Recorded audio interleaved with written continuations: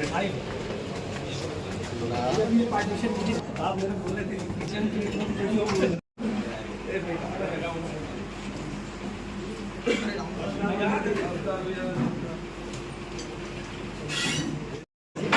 आप बताइए।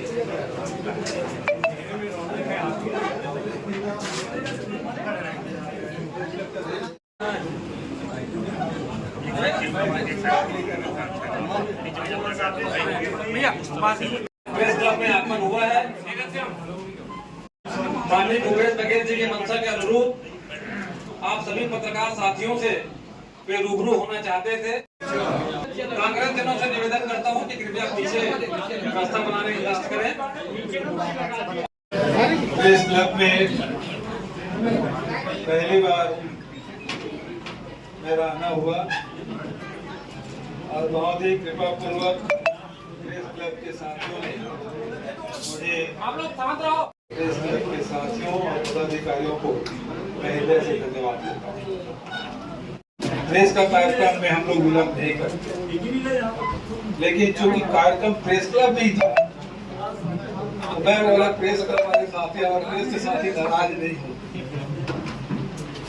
इसलिए थोड़ा विलंब हुआ। जगत गुरु शंकराचार्य से आज विलय का आगमन हुआ तो वहाँ थोड़ा देर विलंब हो गया, फिर भी क्षमा प्राप्ति हूँ।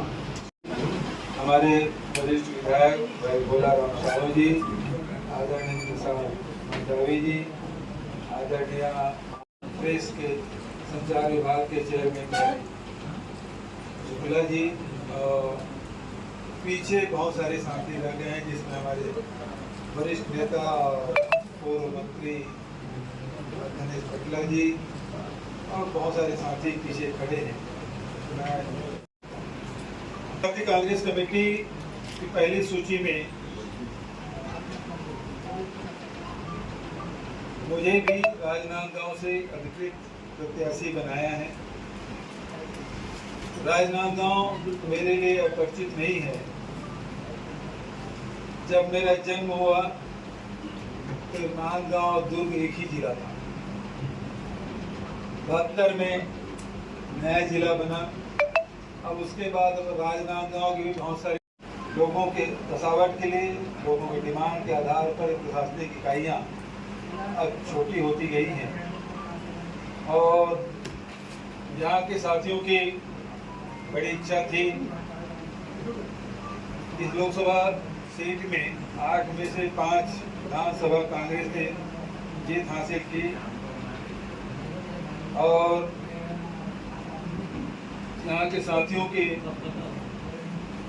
और एकमात्र नाम मेरा भेजा गया। तो नांदगांव लोकसभा के सभी कांग्रेस जनों के प्रति मैं आभार व्यक्त करता हूं कि मुझ पर जो अटूट विश्वास साथियों ने किया, तो दूसरा नाम दिया और वहां से फिर मेरे सामने थोड़ी सी असमंजस की स्थिति थी। पार्टी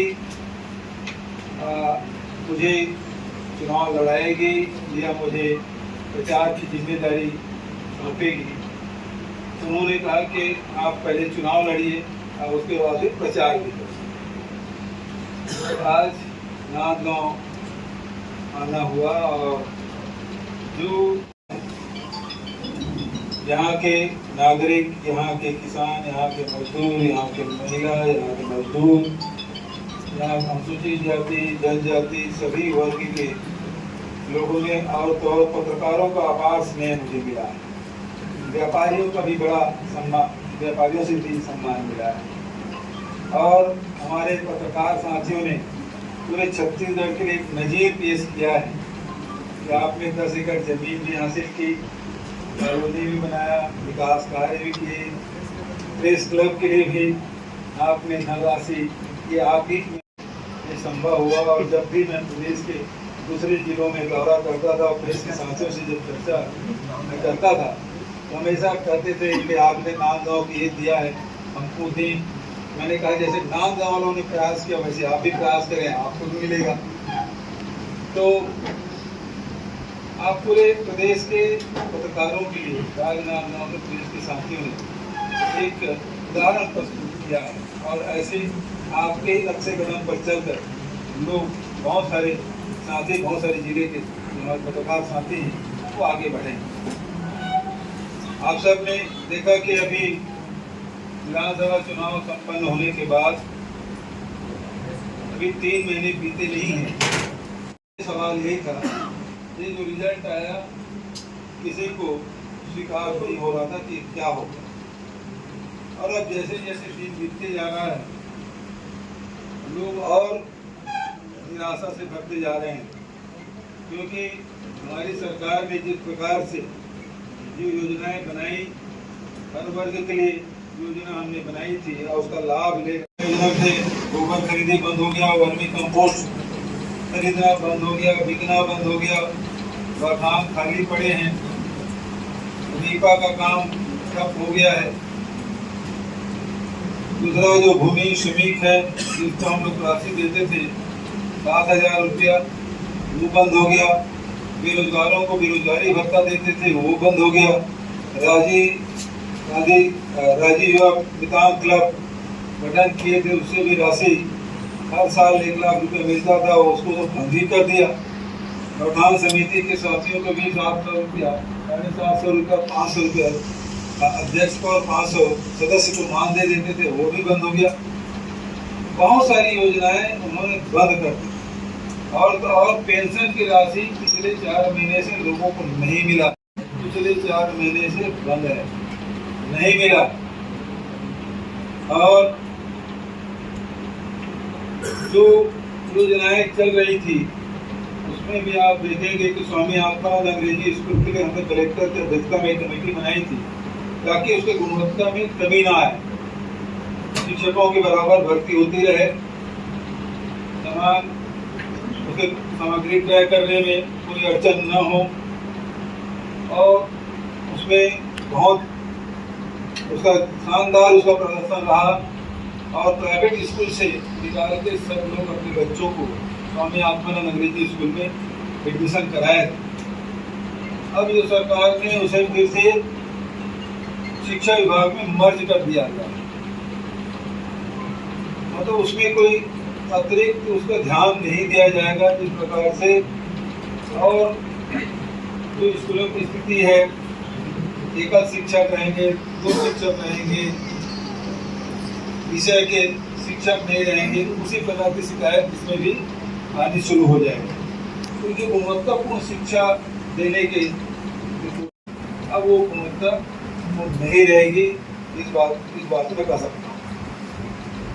उसी प्रकार के स्वास्थ्य योजना है, डॉक्टर कुलकुल पटेल योजना है, वो भी बंद ही है। स्थिति क्या है, जब हम सरकार में आए आपको याद होगा कि 2 घंटे के भीतर में जहां हमने ऋण माफी किया था, ये तो ऋण माफी की गृह मंत्री के उप मुख्यमंत्री की वीडियो सबके पास है।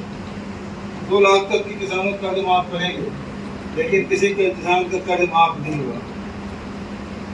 ये लोग जो 3100 रुपये देने की बात करें, आपको उस समय भी याद है 2 घंटे के अंदर में हमने 2500 रुपये देने का फैसला किया और किसानों को सीधा भुगतान होने लगा था। आज सरकार बने 3 महीने से अधिक हो गया, अभी तक के किसानों को अंतर की राशि समर्थन मूल्य खरीदी हुई उसके भी राशि अभी तक नहीं मिल पाया है। आज सुने हैं कि महतारी वंदन योजना की राशि आज जारी की गई, पता नहीं उसमें भी कितनी तारीखें बदली, कितने बार डेट बदली गए, और उसके बाद आज मिला है कि नहीं मिला है? आज मिला है, आज संडे है, संडे के दिन डाल दिया तो किसी खाते में आया नहीं होगा, संडे में कैसे पता चलेगा? हमने को नहीं पता इस बारे में। महिला हो उससे लेकर कलेक्टर की पत्नी तक, और घर में जितनी विवाहित महिला है सबको ये राशि। हमारे दुर्ग में तो भाषण दिए थे मनसूख जी, तो कहते हैं भूपेश बघेल की पत्नी को 1,000 रुपया महीना मिलेगा।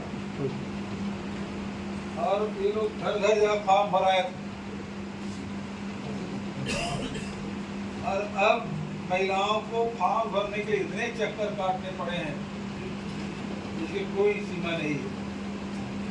वोट जब लेना था तो घर घर में जा फॉर्म भराए, और जब वोट मिल गया, सरकार बन गई, तो लोग 1000 के लिए कितना चक्कर काट रहे हैं, सरपंच के पास, पार्षद के पास, बैंक में, तो फिर किसी के पास। यदि ये सारी बातें परेशानी होने के बाद भी 3 करोड़ जनसंख्या है इस प्रदेश में, जिसमें आधी आबादी हमारे यहाँ लिंग अनुपात बहुत बढ़िया है, 1.5 करोड़ आबादी महिलाओं की। अब उसमें 18 साल से कम ये दिखाएंगे तो 50 लाख को भी निकाल 1 करोड़, और ये लोग दे रहे हैं 70 लाख, वो भी चुनाव तक के ही है। उसके बाद आपको याद होगा कि भारतीय जनता पार्टी जब सरकार रही तब उन्होंने लोकसभा चुनाव के बाद राशन कार्ड में सत्यापन के नाम से अधिकांश ration card, 16 lakh ration card काटे, 16 लाख। चुनाव पहले राशन कार्ड खूब बनाए और चुनाव के बाद 16 लाख राशन कार्ड काटे। अभी भी लोगों को यही शंका है, और ये सही भी है, क्योंकि अभी देखिए जो भी फॉर्म भर दे सबको, तो वैसे बहुत लोगों फॉर्म रिजेक्ट कर देने की, जिसका भी फॉर्म है बिना चेक किए सबको दो, और उसके बाद पैरामीटर बाद में तय करेंगे, क्राइटेरिया बाद में तय करेंगे, और उसके बाद फिर कटना शुरू होगा। तो ये 70 लाख तो नहीं रहेगा, ये 30 लाख के आसपास ही बटे रहेगा, आधे से अधिक नाम कट जाएगा। चुनाव तक के है। उसी प्रकार से किसानों को पैसा, आपने तो कहा था कि पंचायत में आपको नगद भुगतान करेंगे, न पंचायत में मिला न नगद मिला। पेमेंट पहले 3 दिन में हो जाता था, 15-15 दिन में भुगतान नहीं हो पा रहा है। धान उठाव पिछले समय मार्च में पूरा धान उठाव हो गया था, फरवरी में अधिकांश धान उठाव हो गया था। अभी 20 लाख मीट्रिक टन धान अभी खुले में पड़े हुए। एक तरफ धान को उठाव नहीं हो रहा है, एक सिंचाई में जमा नहीं हो रहा है, और दूसरी तरफ ये है कि जो अंतर की राशि है वो भी अभी तक के उसका भुगतान नहीं हुआ है। अब वो कह रहे हैं कि 12 तारीख को मिलेगा, इसमें भी तारीख पे तारीख। वो तो चुनाव है इसलिए दे रहे हैं। चुनाव होने के बाद जो 2100 रुपये नहीं दे पाए थे तो 2100 रुपये देंगे। वो तो दिए इसलिए कि हमारी सरकार ने 2500 नहीं 3640, और इस अगले साल तो वैसे 2800 हो जाता। हमने ऐसी योजना बनाई थी, इसीलिए हमने कहा कि हम 3200 रुपये भी देंगे, क्योंकि ये जिस क्रम में बढ़ते जा रहा था 5 साल बाद तो 3600 रुपया हो जाता। तो किसान अपने आप को ठगा हुआ महसूस कर रहे हैं, चाहे धान के किसान हो, चाहे गन्ना के किसान हो, चाहे वो मिलेट्स के जो कोदो कुटकी रागी का जो उत्पादन करते हैं। अब उस जबकि कोदो कुटकी रागी जो बोलते थे उसको 10,000 रुपया एकड़ में हम इनपुट सब्सिडी देते थे, वो भी बंद है इस साल।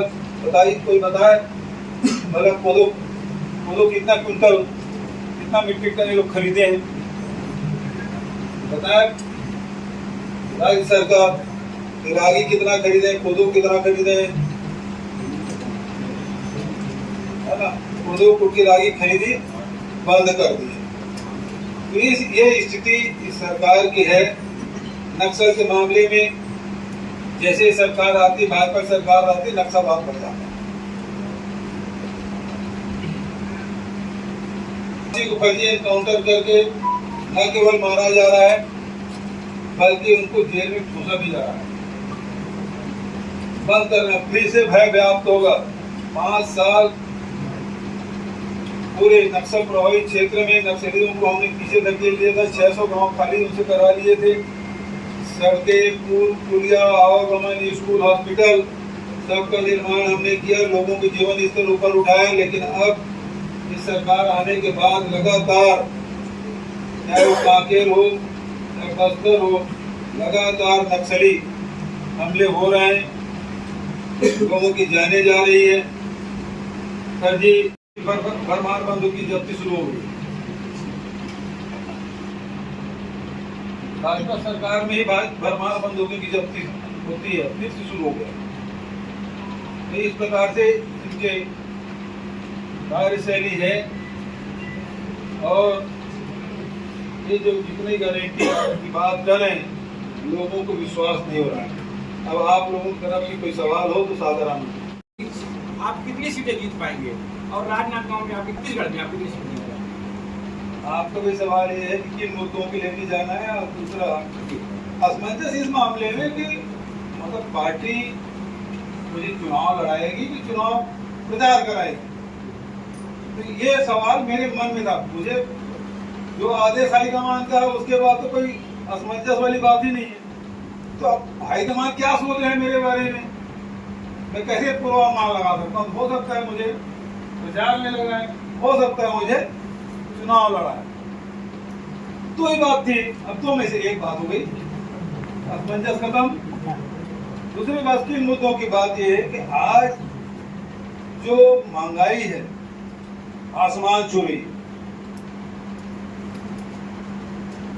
लोगों के आय में कमी आती जा रही है और खर्च में वृद्धि होते जा रहा है, महंगाई बढ़ते जा रहा है। किसी भी आप चाहे वो ट्रांसपोर्टेशन की बात करें, चाहे पेट्रोल डीजल गैस की बात करें, जो रसोई गैस 400 रुपये देने की बात कही थी उसके बारे में कुछ नहीं बोल रहे हैं, ना बजट में है इनका। तो जो महंगाई है वो सबको बेरोजगारी इतिहासा बढ़ा हुआ है। जहाँ हम लोगों ने भर्ती शुरू की थी, भर्ती की भी, लोगों को नौकरियां भी मिली, अब भर्ती बंद है। भारत सरकार की बात करें तो रेलवे में भर्ती कब से हुआ आप लोगों को याद नहीं होगा, आखिरी भर्ती कब हुई? रेल संचालन करीब करीब ठप जैसे है, सारे ट्रेनें। एक बार तो ऐसी स्थिति भी आई कि दिल्ली जाने के लिए एक ही ट्रेन थी छत्तीसगढ़, सारी ट्रेनें रद्द कर दी गई, 5-5, 6-6 घंटे लेट चलती है। तो जो मिडिल क्लास है, लोअर मिडिल क्लास है, गरीब तबके के लोग हैं, जो सस्ता जो यात्रा का माध्यम था ट्रेनें, वो सब लेट करती भी है या बंद है। अब तो मीडिया वाले भी उसको लिखना छोड़ दिए। पहले ये था कि फलाने ट्रेन 4 घंटे लेट आई तो वो सुर्खियों में आ जाता, या एक दिन लेट आए।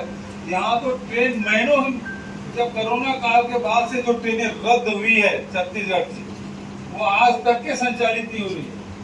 तो मीडिया भी अब अगर कोई सुने, मुद्दा यही है कि छत्तीसगढ़ के जो मुद्दा 5 साल छत्तीसगढ़ के स्वाभिमान, छत्तीसगढ़ के अस्मिता को लेकर हम लोगों ने काम किया। 5 साल शासन में रह के संस्कृति के क्षेत्र में, शिक्षा के क्षेत्र में, स्वास्थ्य के क्षेत्र में, रोजगार के क्षेत्र में, कृषि के क्षेत्र में, व्यापार और उद्योग के क्षेत्र में जो हम लोगों ने काम किया था, वो आवाज दिल्ली के लोकसभा में भी मजबूती से उठना चाहिए। इसलिए मेरा सौभाग्य है कि संस्कार वाणी राजनांदगांव से मुझे हाईकमान ने टिकट दिया है। तो उसी शिद्दत से जैसे 5 साल छत्तीसगढ़ मतदारी की सेवा हम लोगों ने की, अब राजनांदगांव की जनता का आशीर्वाद मिले, वही आवाज लोकसभा में गूंजेगी। के बारे में विश्वास किसको है? आज आधा से अधिक जनता ईवीएम पे विश्वास नहीं करता। हम वोट डाले गया कहाँ? मांग तो केवल इतना है कि आप या तो बैलेट पेपर से करा दीजिए या फिर वीवीपैट से जो पर्चे निकलते हैं हाथ तो दीजिए, उसको एक बक्से में डाल दें, वो व्यवस्था होनी चाहिए। हम जो दे रहे हैं वो उसमें विश्वास हो मतदाता को, वो विश्वास अब नहीं रहा ईवीएम, क्योंकि अब ईवीएम मशीन खुलता ही नहीं, बटन दबाते हैं तो मशीन बिगड़ जाती है। ताकत है यदि हमारे चाहे पदाधिकारी हो, कार्यकर्ता हो, उसके साथ कुछ लोग हैं तभी तो गुट माना जाएगा। उसके जो फॉलोअर हो, फॉलोइंग हो, तभी गुट माना जाएगा। तो वो हमारी ताकत है, और उस ताकत को अब हिंदुस्तान की जैसे जनसंख्या, अब उसको ताकत समझिए या उसको समस्या समझिए, वो तो देखने वाले पर है। ये तो सब मेरी ताकत है। राव जी पिछले जहाँ तक प्रॉपर राजनांदगांव की बात है, वो विधानसभा चुनाव संपन्न हो चुका है। जो हमसे गलतियां हुई सब साथी उसके बारे में सब विचार विमर्श भी कर रहे हैं, बहुत सारे साथियों ने बताया भी। अब उस कमियों को दूर करके अब फिर नए सिरे से लोकसभा चुनाव में जैसे हम भोला मानपुर, कुर्जी, डूंगरगढ़, थारागढ़ जीते हैं, उसी प्रकार से हमारा टारगेट हो राजनांदगांव जो संस्कार बनी है वहाँ से भी कांग्रेस की लीडर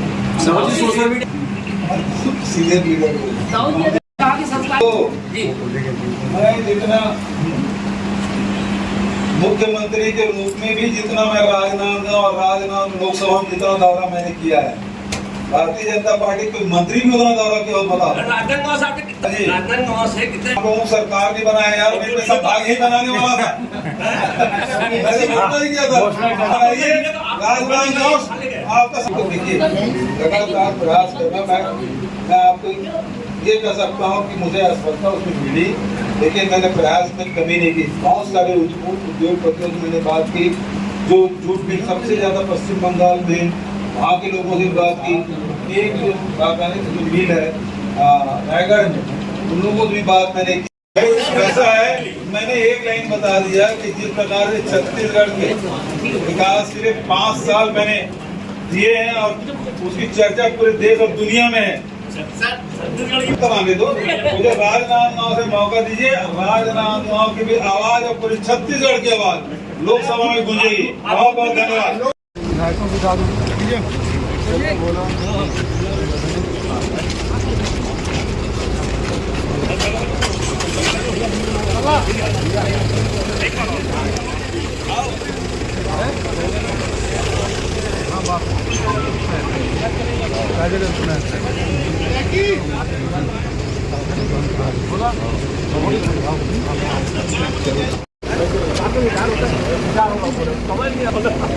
आराम करूंगा।